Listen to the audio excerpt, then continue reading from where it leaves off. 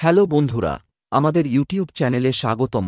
আজকের ভিডিওতে আমরা আপনাদের বলবো, শুক্রবার এই 5টি ব্যবস্থা করুন, মা লক্ষ্মী অসীম আশীর্বাদ বর্ষণ করবেন। হিন্দু ধর্মে শুক্রবারকে ধন, সমৃদ্ধি এবং ঐশ্বর্যের দেবী মা লক্ষ্মীর উদ্দেশ্যে উৎসর্গীকৃত বলে মনে করা হয়। এই দিনটিকে মা লক্ষ্মীর পূজা এবং বিশেষ ব্যবস্থার জন্য অত্যন্ত শুভ বলে মনে করা হয়। বিশ্বাস করা হয় যে এই দিনে ভক্তি ও শ্রদ্ধার সাথে গৃহীত ব্যবস্থা কেবল আর্থিক অবস্থাকেই শক্তিশালী করে না, বরং জীবনে সুখ, শান্তি এবং সমৃদ্ধিও বয়ে আনে। মা লক্ষ্মীকে সন্তুষ্ট করার জন্য শাস্ত্রে কিছু বিশেষ ব্যবস্থার কথা উল্লেখ করা হয়েছে, যা সহজ এবং অত্যন্ত কার্যকর।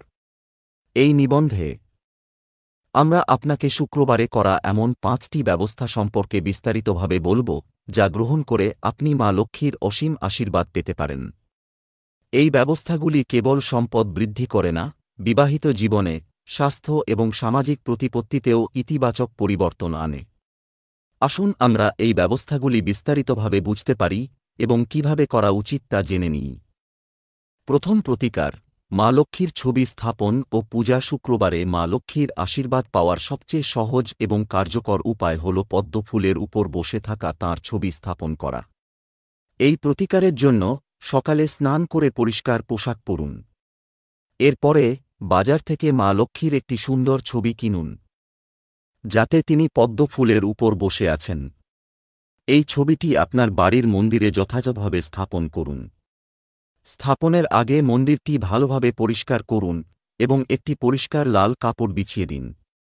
ছবি স্থাপনের পরে মা লক্ষ্মীকে পদ্ম বা গোলাপ ফুল অর্পণ করুন।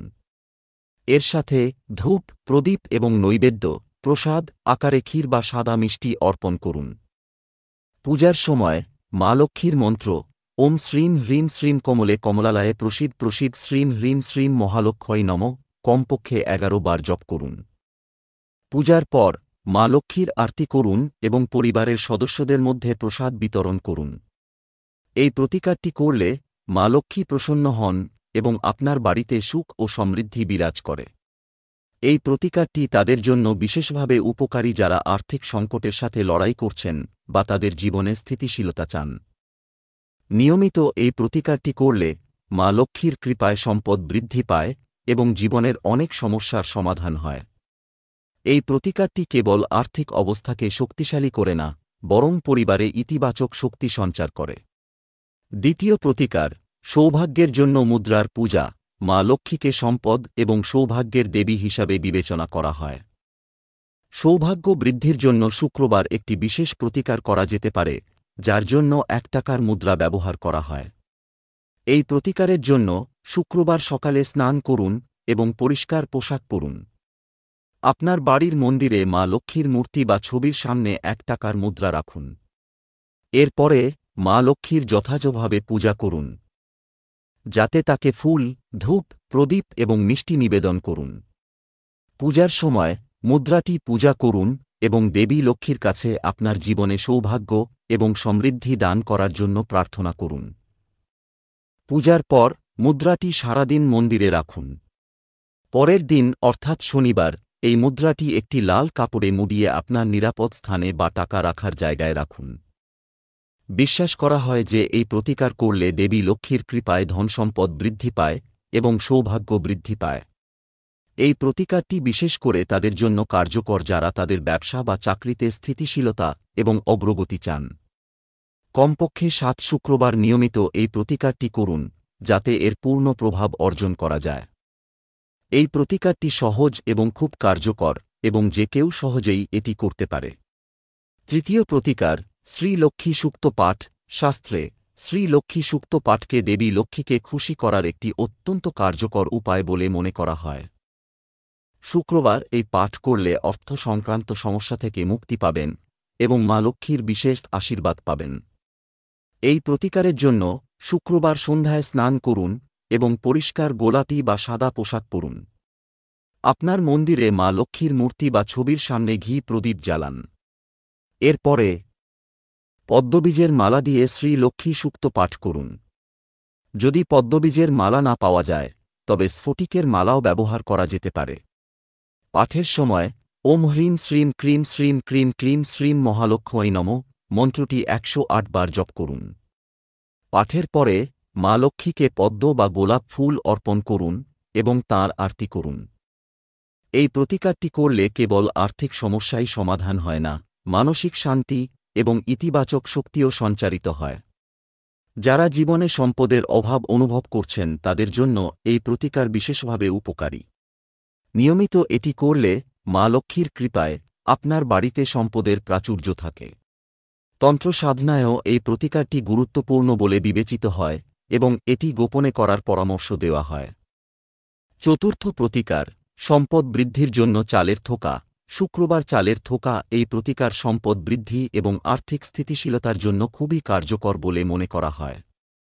এই প্রতিকারের জন্য একটি লাল কাপড় নিন এবং এতে 1.25 কেজি আস্ত চাল, যা ভাঙা নয়, রাখুন। এরপরে এই কাপড়টি থোকা আকারে বেঁধে দিন। শুক্রবার সকালে স্নান করার পরে পরিষ্কার পোশাক পরে আপনার মন্দিরে দেবী লক্ষ্মীর পূজা করুন। পূজার সময় থোকাটি হাতে নিয়ে ও শ্রীং শ্রিয়ায় নমঃ মন্ত্রটি 5 বার 108 বার 5 জপ করুন। জপের পরে এই থোকাটি আপনার নিরাপদ স্থানে বা যেখানে আপনি টাকা রাখেন সেখানে রাখুন। বিশ্বাস করা হয় যে এই প্রতিকার করলে দেবী লক্ষ্মীর কৃপায় আপনার বাড়িতে প্রচুর সম্পদ আসে এবং আর্থিক সমস্যা দূর হয়। এই প্রতিকারটি তাদের জন্য বিশেষভাবে কার্যকর যারা তাদের ব্যবসায় লাভ করতে চান। কমপক্ষে 3টি শুক্রবার এই প্রতিকারটি করুন এবং প্রতি শুক্রবার একটি নতুন পটলি তৈরি করুন। পুরাতন পটলি কোনো পবিত্র স্থানে যেমন মন্দির বা নদীতে ডুবিয়ে দিন। এই প্রতিকারটি করলে কেবল সম্পদ বৃদ্ধি হয় না, বরং আপনার বাড়িতে ইতিবাচক শক্তিও ছড়িয়ে পড়ে। পঞ্চম প্রতিকার, মা লক্ষ্মীকে লাল পোশাক এবং সুহাগের জিনিসপত্র অর্পণ করুন। শুক্রবার মা লক্ষ্মীকে লাল পোশাক এবং সুহাগের জিনিসপত্র অর্পণ করা একটি অত্যন্ত শুভ এবং কার্যকর প্রতিকার বলে মনে করা হয়। এই প্রতিকারের জন্য শুক্রবার সকালে বা সন্ধ্যায় মা লক্ষ্মীর মন্দিরে যান। সেখানে মা লক্ষ্মীকে লাল চুনরি, লাল বিন্দি, সিঁদুর, লাল চুড়ি এবং মেহেন্দি অর্পণ করুন। যদি মন্দিরে যাওয়া সম্ভব না হয় তাহলে এই প্রতিকারটি আপনার বাড়ির মন্দিরেও করা যেতে পারে। পূজার সময় মা লক্ষ্মীকে পদ্ম বা গোলাপ ফুল অর্পণ করুন এবং ঘি প্রদীপ জ্বালান। পূজার পরে মা লক্ষ্মীর আরতি করুন এবং আপনার পরিবারের সুখ, সমৃদ্ধি এবং সম্পদ বৃদ্ধির জন্য তাঁর কাছে প্রার্থনা করুন। এই প্রতিকারটি তাদের জন্য বিশেষভাবে উপকারী যারা তাদের বিবাহিত জীবনে সুখ এবং সম্প্রীতি চান। লাল পোশাক এবং সুহাগের জিনিসপত্র মা লক্ষ্মীর খুব প্রিয় এবং এগুলি অর্পণ করলে তিনি দ্রুত সন্তুষ্ট হন। এই প্রতিকারটি করলে কেবল আর্থিক অবস্থার উন্নতি হয় না, বরং পরিবারের মধ্যে ভালোবাসা এবং সম্প্রীতিও বৃদ্ধি পায়। কমপক্ষে 7 শুক্রবার নিয়মিত এই প্রতিকারটি করুন যাতে এর পূর্ণ প্রভাব অর্জন করা যায়। অতিরিক্ত টিপস এবং সতর্কতা, এই 5টি প্রতিকার করার পাশাপাশি কিছু সাধারণ সতর্কতাও গ্রহণ করা উচিত যাতে মা লক্ষ্মীর আশীর্বাদ নিরবচ্ছিন্নভাবে পাওয়া যায়। প্রথমত, শুক্রবার ঘরের পরিষ্কার পরিচ্ছন্নতার বিশেষ যত্ন নিন। বিশ্বাস করা হয় যে মা লক্ষ্মী কেবল একটি পরিষ্কার এবং ইতিবাচক পরিবেশে বাস করেন। তাই ঘরের প্রতিটি কোণ পরিষ্কার রাখুন এবং সন্ধ্যায় ঝাড়ু দেওয়া এড়িয়ে চলুন।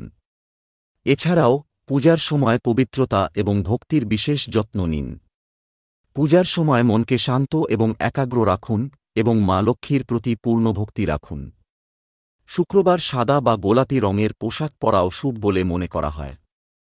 সম্ভব হলে এই দিনে গরুকে চিনির সাথে তাজা রুটি বা ময়দা মিশিয়ে খাওয়ান, কারণ এটি মা লক্ষ্মীকে খুশি করার একটি কার্যকর প্রতিকারও। এছাড়াও পূজার পরে মা লক্ষ্মীর আরতি করতে ভুলবেন না, কারণ এটি তাঁর আশীর্বাদ পাওয়ার একটি গুরুত্বপূর্ণ অংশ। শুক্রবারকে মা লক্ষ্মীর আশীর্বাদ পাওয়ার জন্য অত্যন্ত বিশেষ এবং শুভ বলে মনে করা হয়। উপরোক্ত 5টি ব্যবস্থা, মা লক্ষ্মীর ছবি স্থাপন, মুদ্রা পূজা, শ্রী লক্ষ্মী সূক্ত পাঠ, চাল ও লাল কাপড়ের একটি বান্ডিল এবং সুহাগের উপকরণ নিবেদন, কেবল সহজই নয়, অত্যন্ত কার্যকর। ভক্তি এবং নিয়মিতভাবে এই ব্যবস্থাগুলি করলে মা লক্ষ্মীর অপরিসীম আশীর্বাদ আসে, যা ধন, সৌভাগ্য এবং সুখ ও সমৃদ্ধি বৃদ্ধি করে। এই ব্যবস্থাগুলি কেবল আর্থিক সমস্যা দূর করে না, বরং জীবনের অন্যান্য ক্ষেত্রেও ইতিবাচক পরিবর্তন আনে, যেমন বৈবাহিক সুখ, স্বাস্থ্য এবং সামাজিক মর্যাদা। অতএব আপনার জীবনে এই ব্যবস্থাগুলি গ্রহণ করুন এবং মা লক্ষ্মীর আশীর্বাদে আপনার জীবনকে সমৃদ্ধ এবং সুখী করুন। ধন্যবাদ বন্ধুরা। আজকের ভিডিওটি এখানেই শেষ। আমাদের পরবর্তী ভিডিওতে দেখা হবে। যদি আপনার ভিডিওটি পছন্দ হয় তাহলে অবশ্যই মন্তব্যে জয় মা লক্ষ্মী লিখুন।